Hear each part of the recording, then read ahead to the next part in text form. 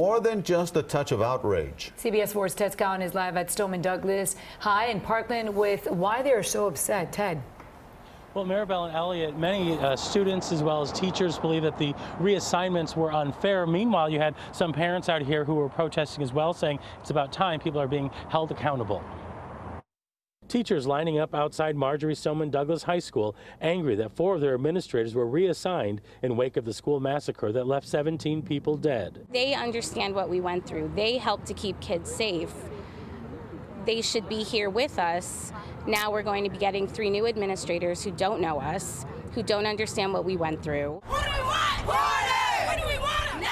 Students held several protests, one after school. Bring them back! Bring them back! Another was a school walkout where hundreds of kids left campus. They also staged a sit-in inside the principal's office. Instead of putting blame on people who are actually trying to help us, let's try to help, bring them back so they can continue to help us through this experience. Assistant Principals Jeff Morford, Wilfred Porter, and Denise Reed, along with security specialist Kelvin Greenleaf, were put on administrative duty.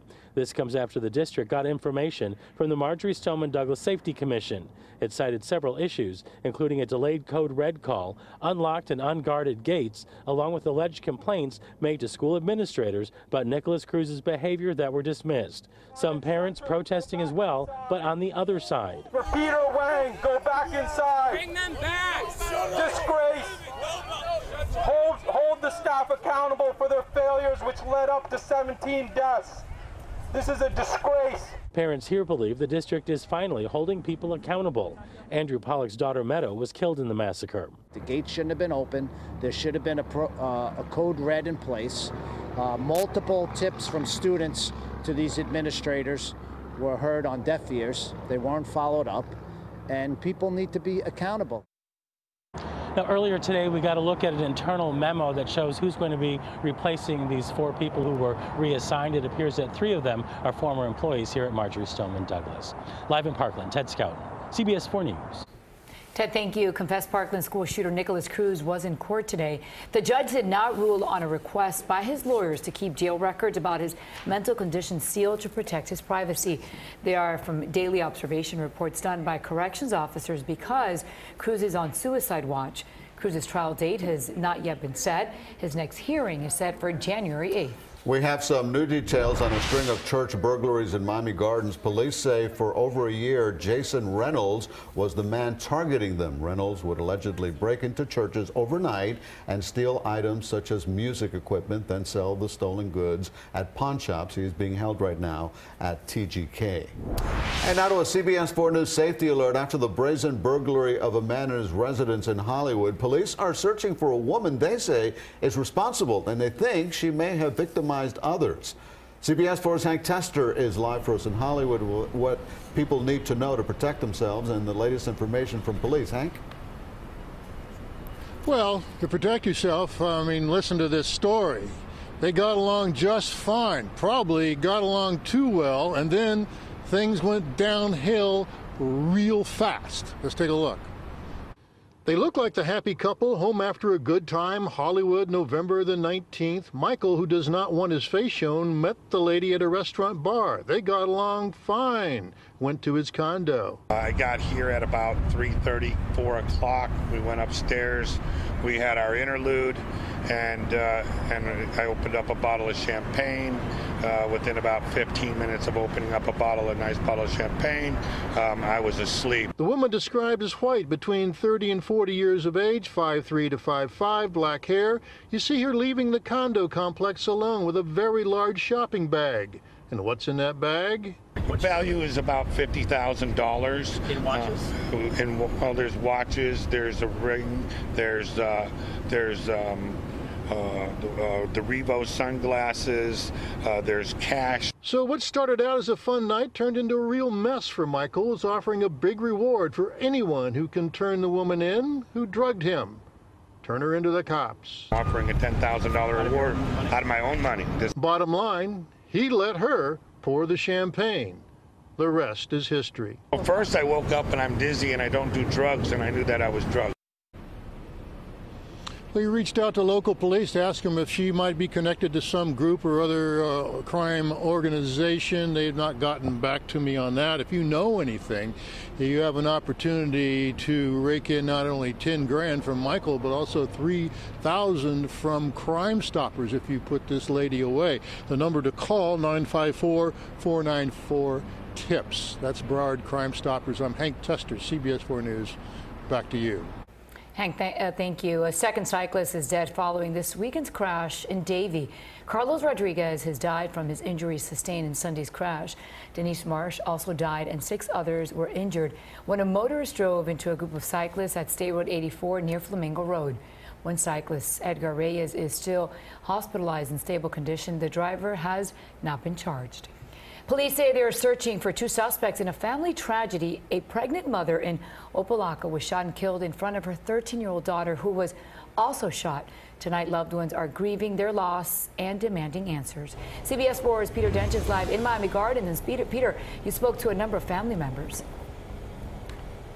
That's right, Maribel. In fact, loved ones gathering here at a Miami Gardens home want to know why the mother and her daughter were shot while sitting inside their car just before 7 last night in Opelika. Miami-Dade police tell us it's not clear who was being targeted.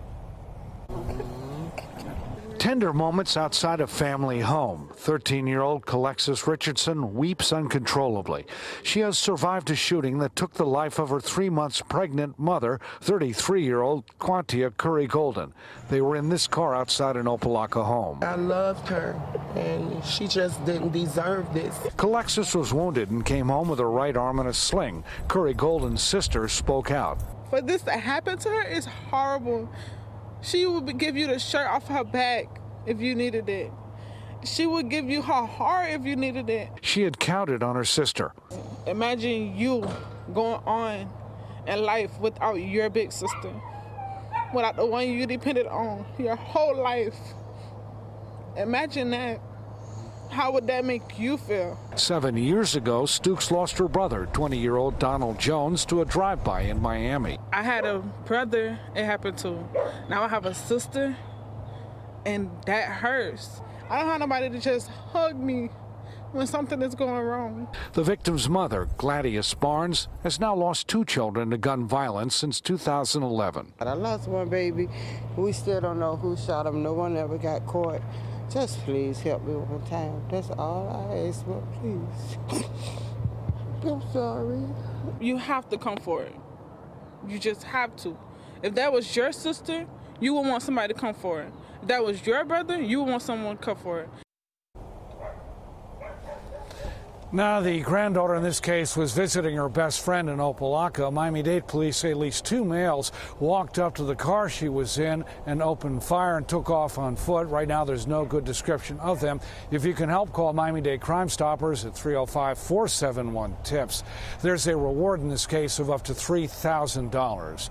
We're live in Miami Gardens. Peter Dench, CBS 4 News. All right, Peter, thank you for that. The former police chief of Biscayne Park is going to prison. Raimundo Atesiano was sentenced to 3 years in Miami federal court for a conspiracy in his department to frame black people for crimes they did not commit.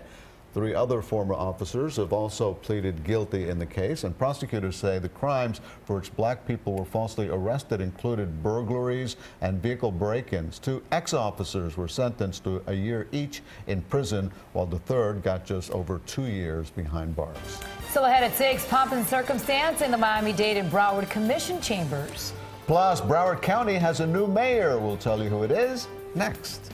Also, we'll reveal how much Broward County Supervisor of Elections Brenda Snipes will walk away with when she leaves her post in January. And they are celebrating at the Seminole Hard Rock and Casino in Hollywood. We're going to take you to a grand opening when CBS 4 News at 6 comes right back.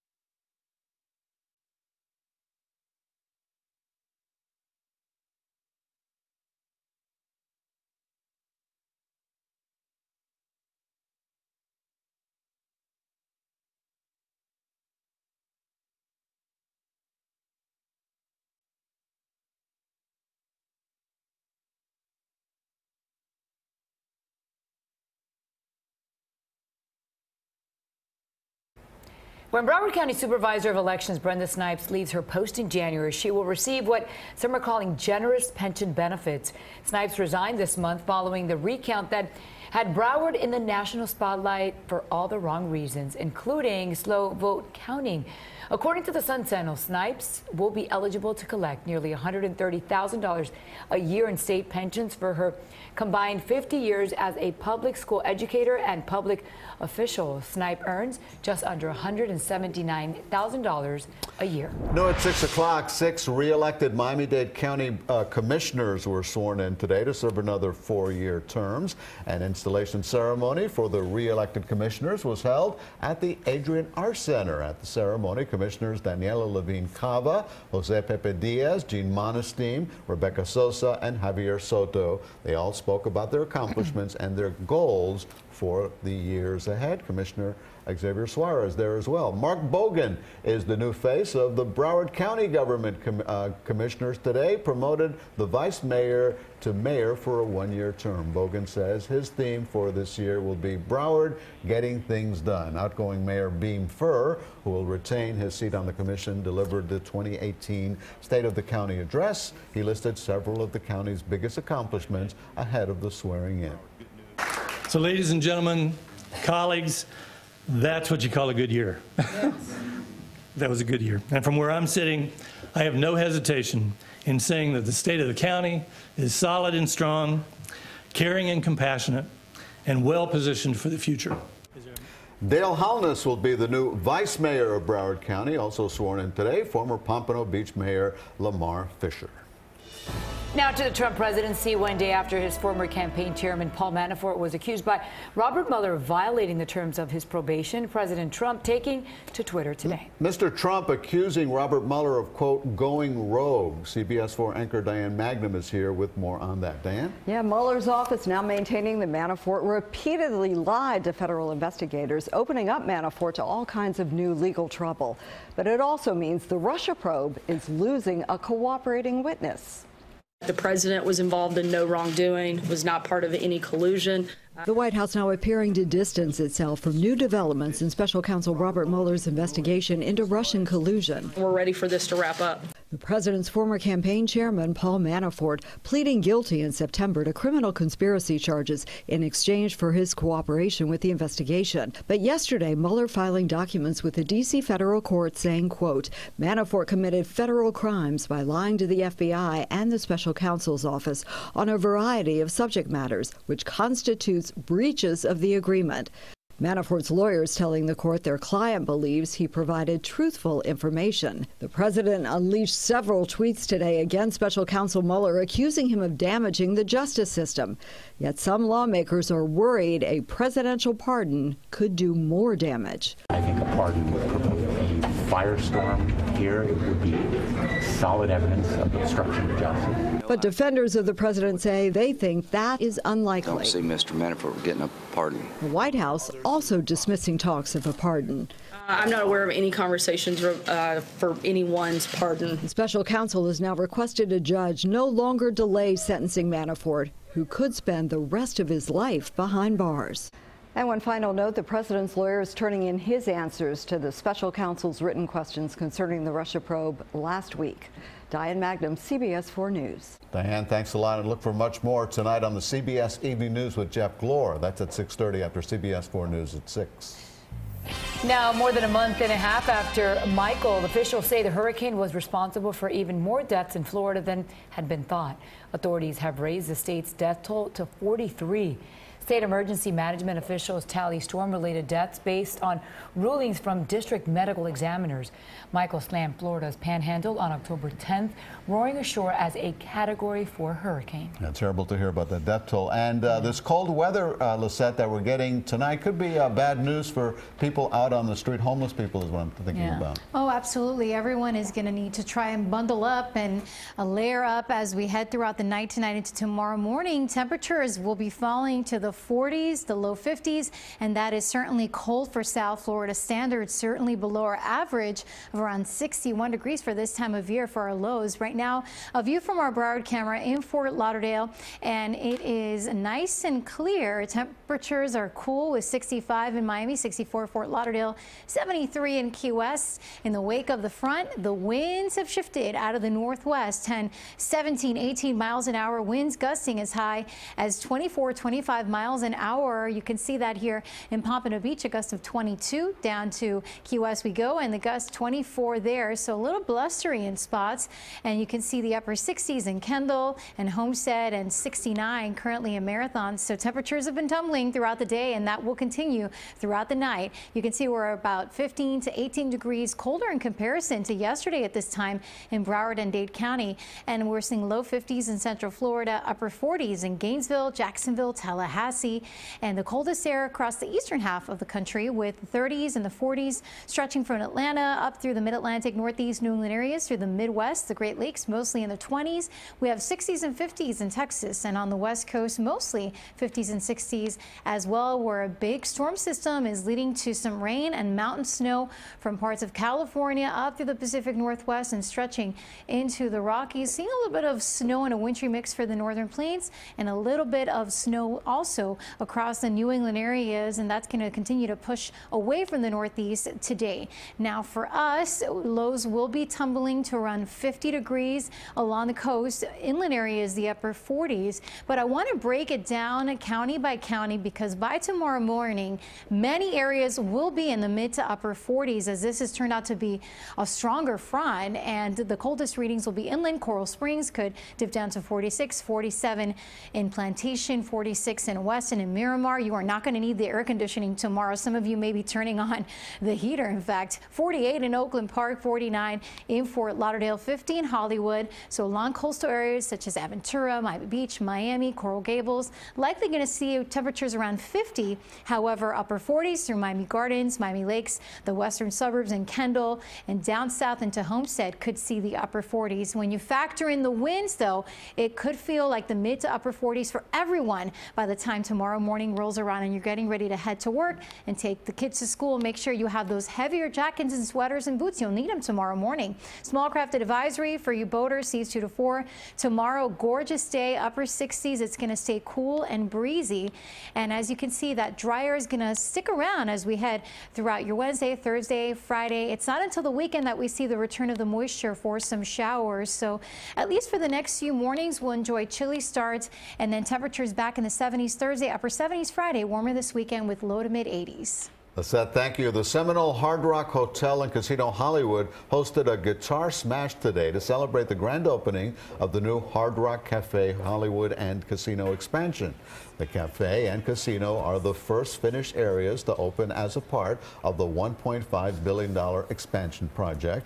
The new 10,000 square foot cafe accommodates more than 250 guests and features an open kitchen, redesigned dining area, and adjacent casino. The project is set to be completed by the fall of 2019. Smashing those cigars. Yeah. The guitars. Guitars, fun. Tonight in sports, the Heat are at home at the AAA tonight. And they are on a mission. Jim Berry explains that next.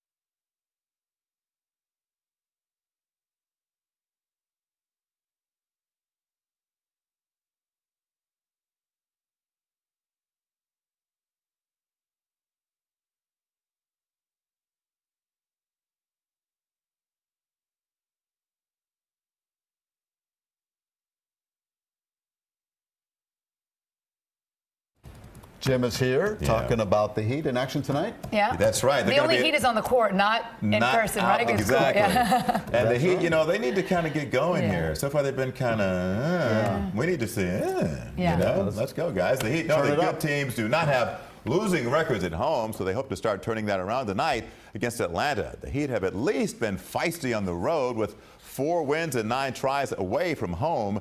But at the AAA, a different story. Yikes, the team has lost 7 of 10. The Heat have struggled with injuries and an ever-changing lineup. We know all that, but still. It'll be good to establish, you know, some consistency here at home and just with our game in general. You know, hopefully we can lock in here, be comfortable at home, but be able to play better. All right, no doubt the Dolphin loss at Indy was a bummer on Sunday, but at least in offense, there was a surprising bright spot. With so many receivers going down to injury, Ryan Tannehill now must turn to Leonte Carroo. And the receiver who has been buried on the depth chart and the practice squad responded by hauling in that 74-yarder. His patience is finally paying off. It's obviously exciting, but, you know, this is something that I felt like I could have always done. You know, it was just about the right timing and me having that confidence and you know, just going out there and executing and performing. All right, more info tonight about that severe knee injury suffered by UCF's Mackenzie Milton. The quarterback's family says doctors restored blood flow and fixed nerve damage. Milton still must undergo reconstructive knee surgery. Meantime, UM's Jim Larinaga is learning what kind of hoops team he has this season. And he's already saying that newcomer Zach Johnson could be some kind of player. At the Wooden Challenge out in California, the transfer from Florida Gulf Coast showed he's got a rugged edge to him. I like it. Tomorrow, the Canes host Rutgers before playing Yale Saturday on the Heat's home court. It's nice to be back, and it's nice to have our next game home. And like you said, play it at AAA. So it's just good to be back here and be able to hopefully get another win on Wednesday. They're 5-1 so far. Panthers should feel energized by last night's comeback win over New Jersey. Jonathan Huberdeau ties the game with just 90 seconds left. Boy, that was clutch. And Mike Hoffman keeps playing like the team MVP. His shot in overtime right there wins it. So the Cats reach 500. Tomorrow they host Anaheim, so maybe they can be the winning team in town because right now it's kind of tough. The Dolphins below 500, the Heat below 500, so come on. Go Panthers. Yeah, right? There you go. When will we find out if the Canes are going to go to that bowl game or not? We'll find all that this weekend. All right. So we'll see where they're going. They're They're going to the Gator Bowl. All right, thank you, Jim. Hope so. We'll be right back. Hi, Elliot Maribel. Here's a look at some of the stories we're working on. We will take a look at what went wrong when America's Hospital Walter Reed evacuated patients during an active shooter situation that really wasn't. The frightening information from a black box after a brand new 737 crashed last month. And Paradise High back on the court following California's worst fire. That's coming up on the CBS Evening News.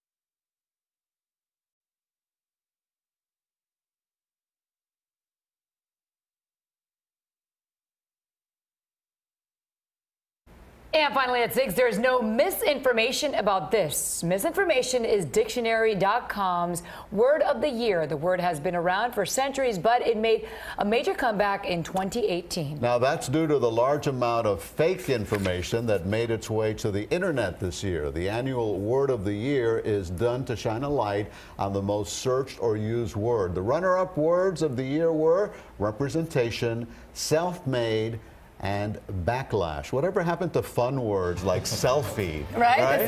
That's old, Elliot. That's old.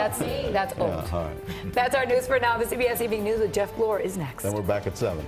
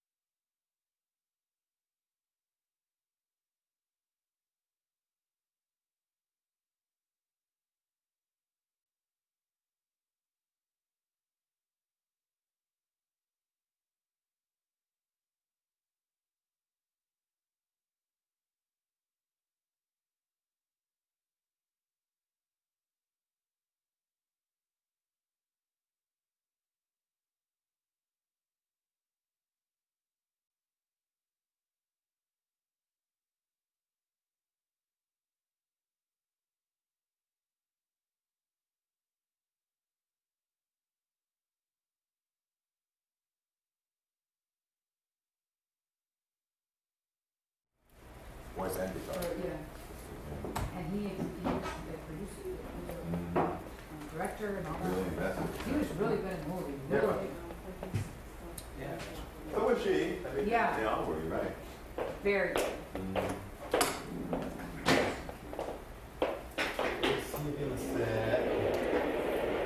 No, probably not. Okay. I'm good. Okay, stand by.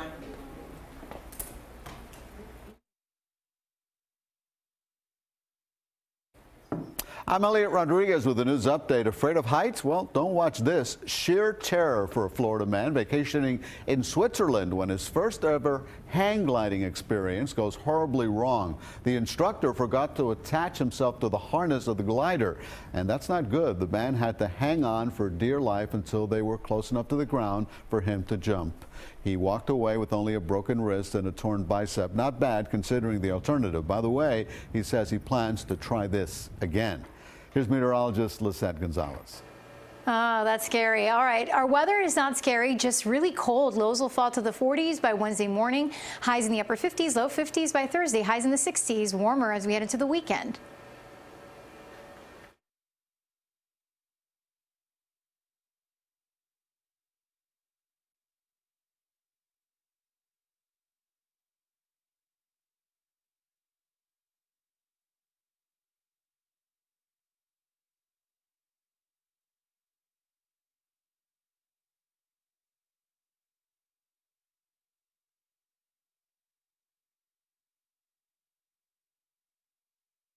This is your CBS 4 News Update on MyTV 33.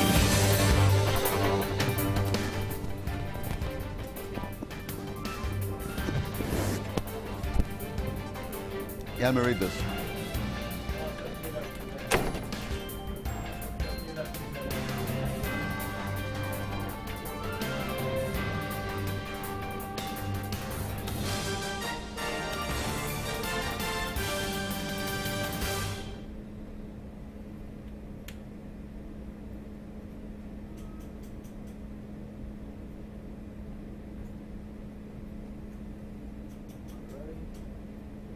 We're done with Tampa. We can move on to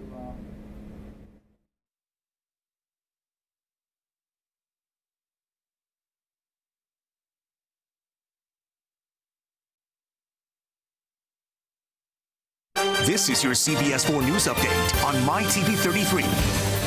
Hi, I'm Elliot Rodriguez. The temperatures are dropping. We'll tell you how low they'll go in South Florida. Plus, the phone rings and a man says, "I have your child." Tonight, a local family sharing their nightmare so you don't become the next victim. Switch over, join us at 11 o'clock.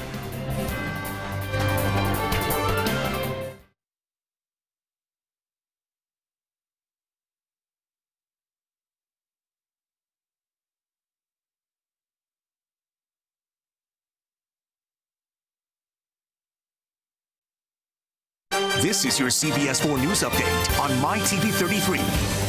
Hi, I'm Elliot Rodriguez. The temps are dropping. We'll tell you how low they'll go. Also, the phone rings and a man says, "I have your child." Tonight, a local family is sharing their nightmare so you don't become the next victim. Switch over, join us at 11 on CBS.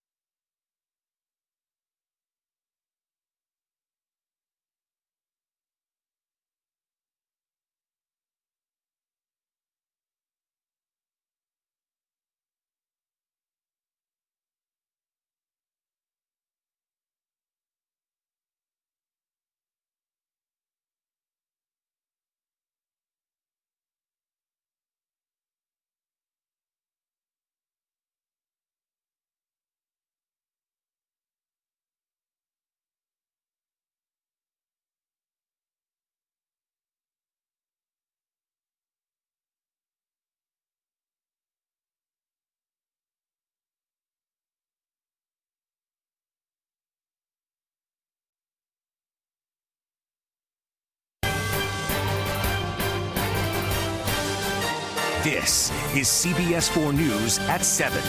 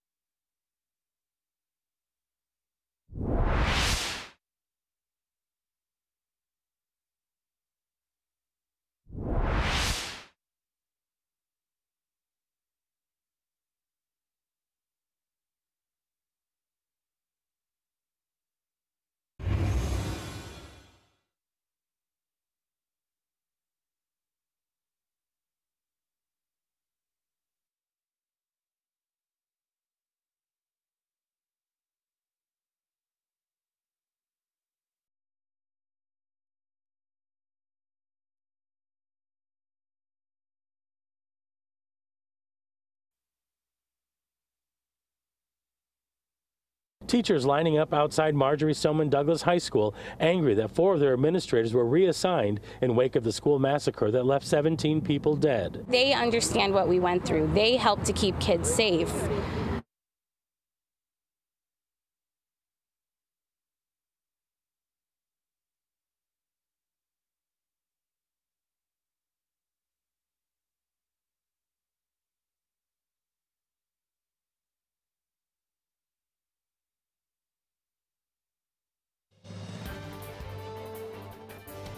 And I said hello, and the first thing that I heard was about maybe 20 or 30 seconds of a muffled crying sound, sort of like a child's voice.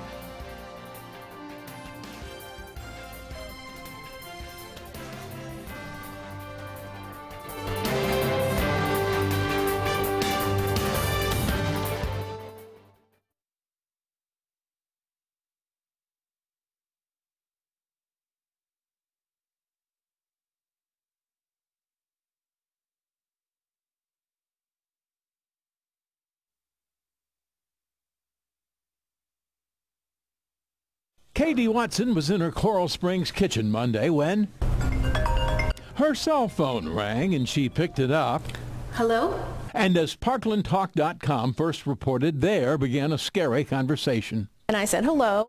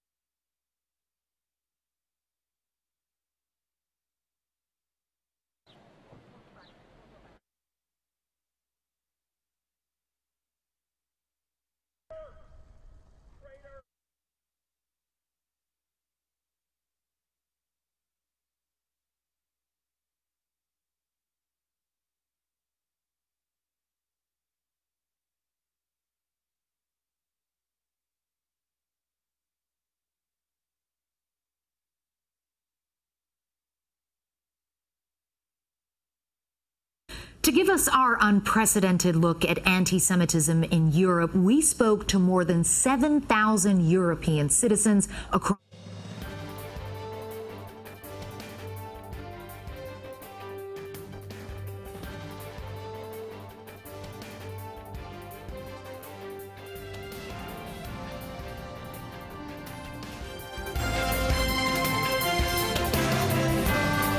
Stay connected 24/7 with the CBS Local app.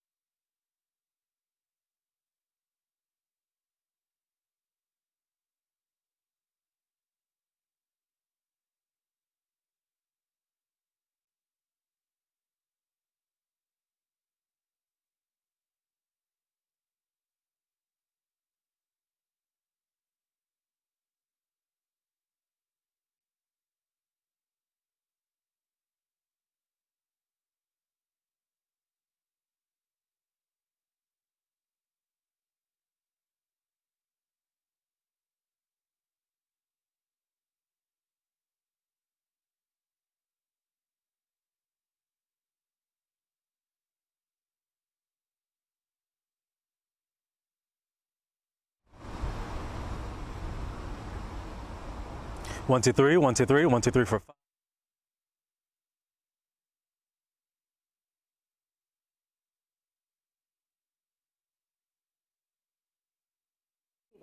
Damn it. Hold on, I got the...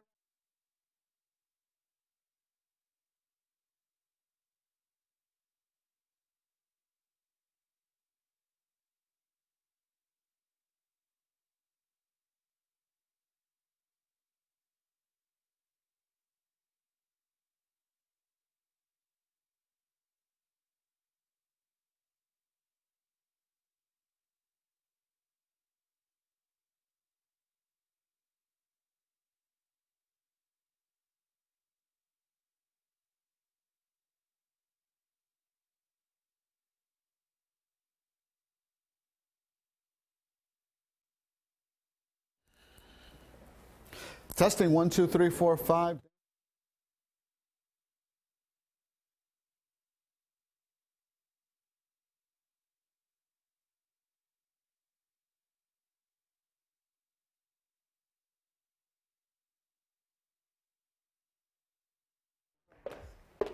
Testing 1, 2, 3. Diane's mic. Hello. You're welcome.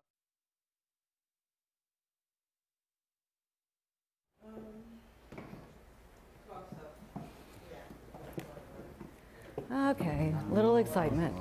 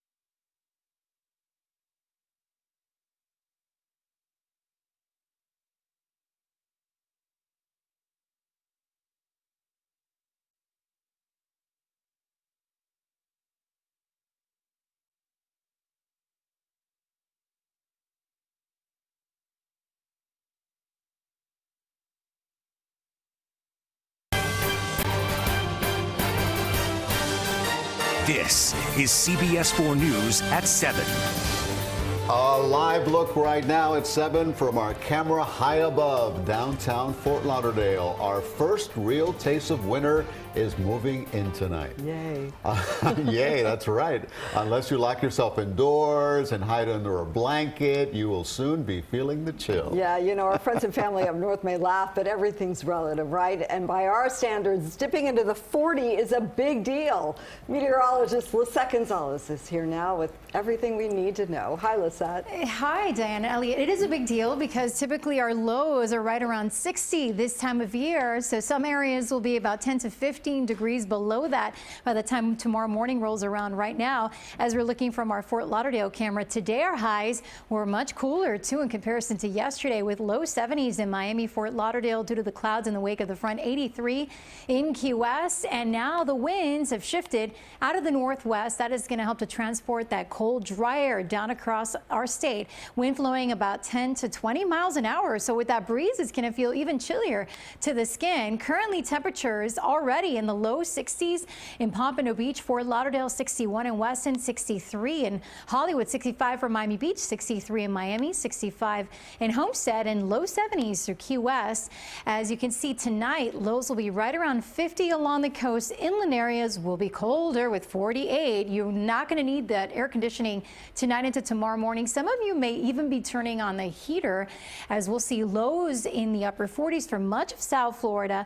Across the coastal areas, the 50s and 60s even down in the Keys. So it's been 8 months since lows have dropped to the 50s. The last time that took place was on March 23rd of this year. And then we're going to see the 30s across the Big Bend and North Florida. Now, also something to consider is by tomorrow morning, because of the wind, when you factor in the wind chill, it will feel like the mid to upper 40s for Broward and Miami-Dade counties. So certainly going to be a little bit of a shock to the system. You're going to need to bundle up, especially kids who might be headed to the bus stop as you're getting ready for work. Layer up, that'll be the key for boaters. Winds north-northwest 15 to 20 knots. Small craft advisory. Tomorrow will be spectacular. Upper 60s after a chilly start. It's going to stay cool and breezy with a lot of dry air in place, low humidity. The next few days, the rain chance is low until we get into Friday, but especially this weekend, we'll see more moisture returning with the potential for showers Saturday and Sunday. But yeah, we'll stay chilly the next few mornings. Highs in the low 70s Thursday, upper 70s Friday, warming back to the 80s this weekend.